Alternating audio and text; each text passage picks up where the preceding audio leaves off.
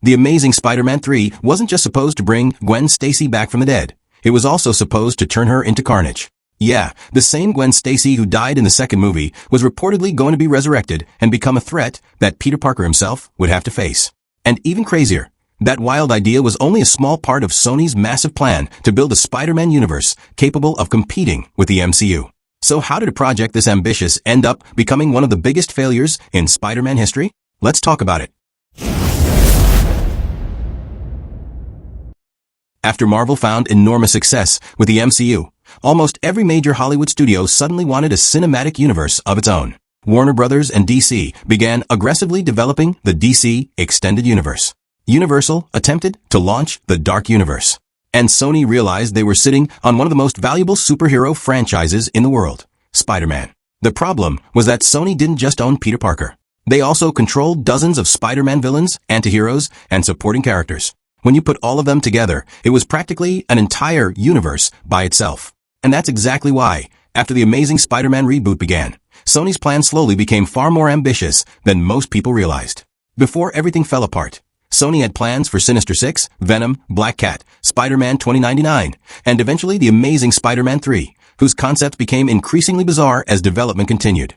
What's even more interesting is that some of the ideas from this failed universe can still be seen today. In fact, without some of these failed projects, we might never have gotten Spider-Man in the MCU. At the same time, the MCU was exploding in popularity after the Avengers, and suddenly every studio in Hollywood started viewing cinematic universes as the future of blockbuster franchises. Sony realized they were sitting on a gold mine. They didn't just own the film rights to Peter Parker.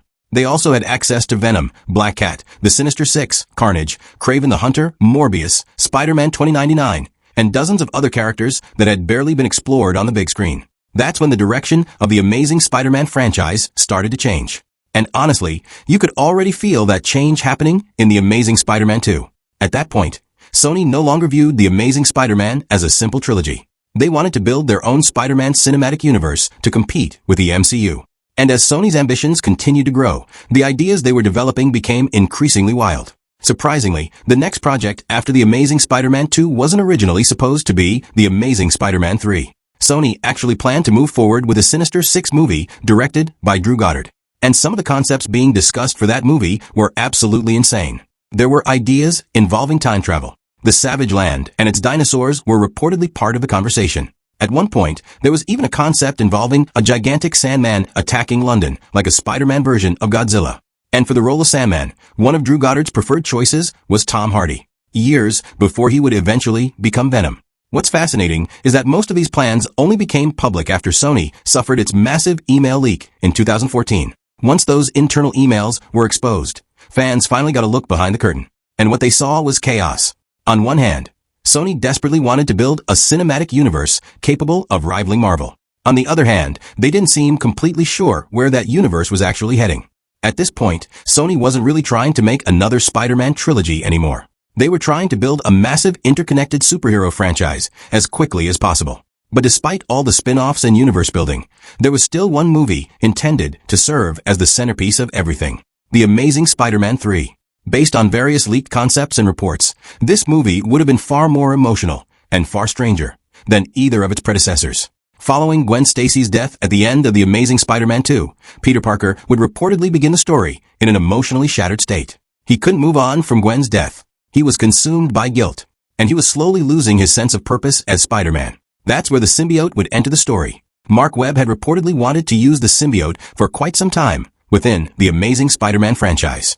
And according to various leaks, the symbiote wasn't just meant to set up a future villain. It was also supposed to reflect Peter's deteriorating mental state after losing Gwen. Similar to the Black Suit storyline from the comics, the symbiote would amplify Peter Parker's anger, grief, and feelings of guilt. But strangely enough, one of the most controversial ideas ever discussed for The Amazing Spider-Man 3 involved bringing Gwen Stacy back from the dead. Several people connected to the project have mentioned that Sony explored concepts involving a regenerative formula capable of reviving deceased characters. Initially, the formula was reportedly connected to bringing back Captain George Stacy. But as discussions continued, the concept eventually expanded to include Gwen Stacy herself. And then things got even weirder. At one point, there were internal discussions about turning Gwen Stacy into Carnage. The idea was that Gwen would be resurrected in an unstable condition after bonding with the Carnage symbiote. Instead of returning as Peter's lost love, she would come back as a dangerous threat, which would force Peter Parker into an impossible situation. He would have to stop Gwen, possibly even kill her again, meaning Gwen Stacy would effectively die for a second time in the same franchise. It's incredibly difficult to imagine how Sony planned to make all of those ideas work within a single movie. Yet somehow, these conversations reportedly happened during development. But hidden among all the chaos was one surprisingly interesting idea: Peter Parker's relationship with Mary Jane Watson. Shailene Woodley had actually filmed scenes as MJ for The Amazing Spider-Man 2.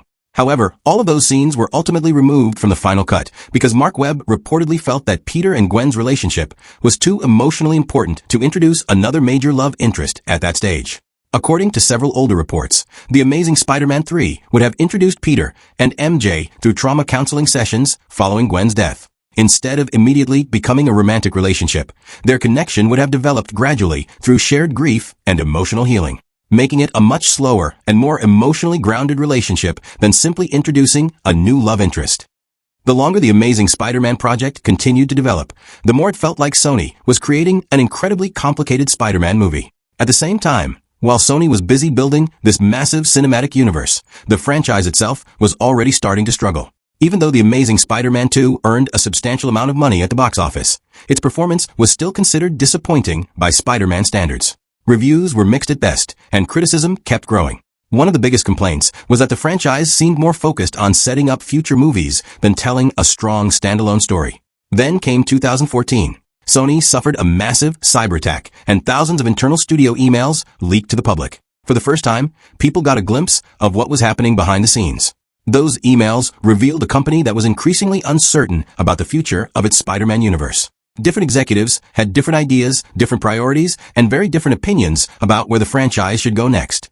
At the same time, Andrew Garfield's relationship with Sony Pictures reportedly began to deteriorate. One of the most famous incidents occurred in Rio de Janeiro, where Garfield canceled an appearance at a major Sony event just hours before it was scheduled to begin.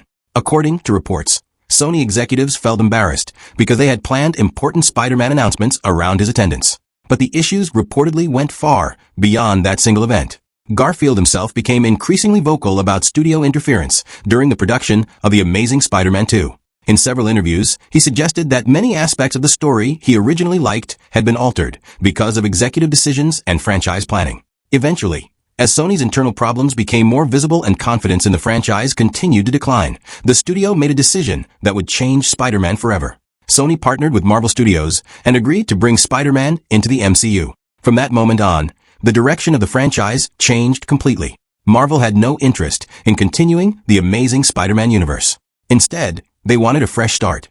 That's why when Tom Holland first appeared in Captain America: Civil War, his version of Peter Parker felt completely different from both Andrew Garfield's and Tobey Maguire's. Peter Parker was once again a regular kid from Queens trying to balance high school life with superhero responsibilities. Ironically, after the Amazing Spider-Man universe died, Andrew Garfield's popularity only continued to grow. When Spider-Man: No Way Home finally brought together 3 generations of Spider-Man actors, Garfield ended up becoming one of the film's biggest highlights. Many fans began re-evaluating his version of Peter Parker and appreciating aspects of the Amazing Spider-Man films that had previously been overlooked. From that point forward, demand for The Amazing Spider-Man 3 started growing louder than ever. And unlike Sam Raimi's Spider-Man 4, which was completely canceled and left behind, the Amazing Spider-Man universe still feels unfinished. There are unresolved storylines, unanswered questions, and abandoned character arcs that continue to linger in fans' minds. That's one reason why so many people remain fascinated by what could have been.